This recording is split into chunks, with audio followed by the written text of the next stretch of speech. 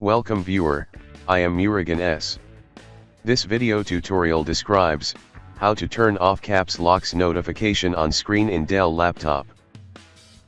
Type Dell Peripheral Manager in Windows search bar, click Dell Peripheral Manager.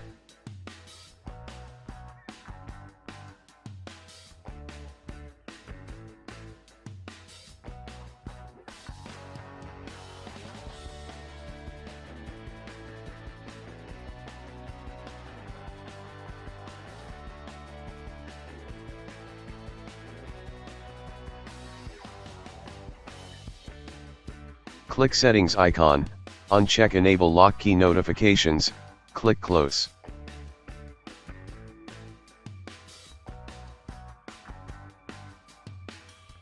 I hope this video tutorial helps to you. Please like, share and don't forget to subscribe my channel. Thank you very much. See you next video.